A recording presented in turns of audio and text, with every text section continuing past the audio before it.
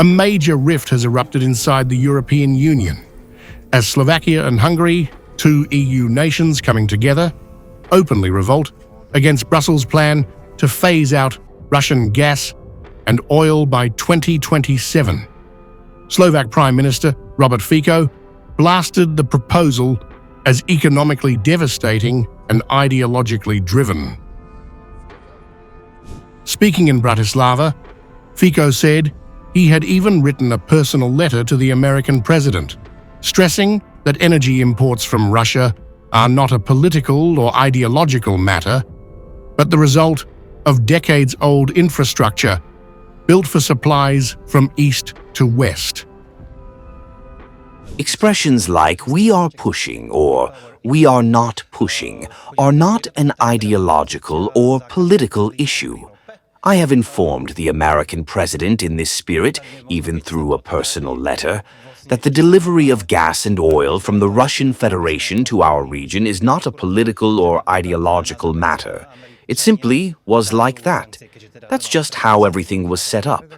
We have a perfectly developed infrastructure for the delivery of resources from east to west, for the delivery of oil from east to west. Fico accused Brussels of deliberately bypassing the requirement for unanimity, using qualified majority voting to force through a decision Slovakia would have vetoed.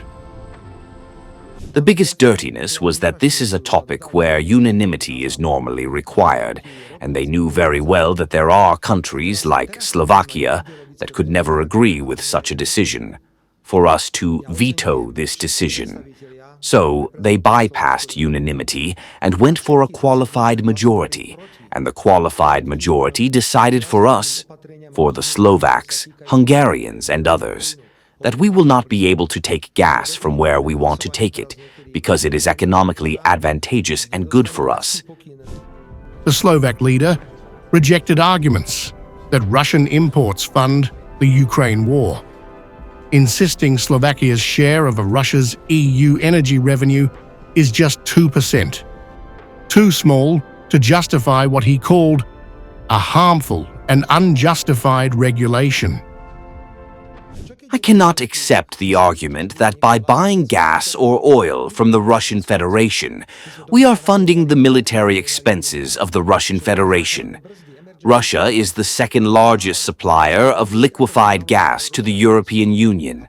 This means that those who take liquefied gas can do so, but we cannot buy gas and oil because, moreover, if we consider the total revenues that the Russian Federation gets from oil and gas supplies to the European Union, Slovakia represents 2%, a negligible 2%. So there are absolutely no arguments for such a harmful decision. In parallel, Hungary issued its strongest warning yet. Foreign Minister Péter Szijjártó said the Brussels plan is impossible to fulfill, would destroy Hungary's energy security, and could triple household bills by giving Western suppliers monopoly control. The acceptance and implementation of this Brussels dictate is impossible for Hungary to fulfill.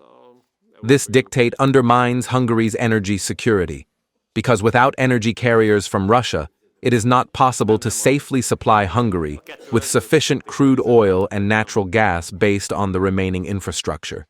The acceptance of this dictate would result in certain market players and countries being placed in a monopoly position against Hungary. This would mean that Hungarian families' energy bills would increase to at least 3 times. At least 3 times. Therefore, we will immediately challenge it at the European Court of Justice. We are fighting against this, and we will protect the Hungarian people from Brussels' price increase dictate. Both countries receive Russian oil through the Druzhba pipeline and claim the new EU measures are effectively sanctions disguised as trade rules. Moves they insist should require unanimous approval. Budapest has announced it will challenge the regulation at the European Court of Justice, while Slovakia says it will demand answers from the European Commission on the promised safeguards.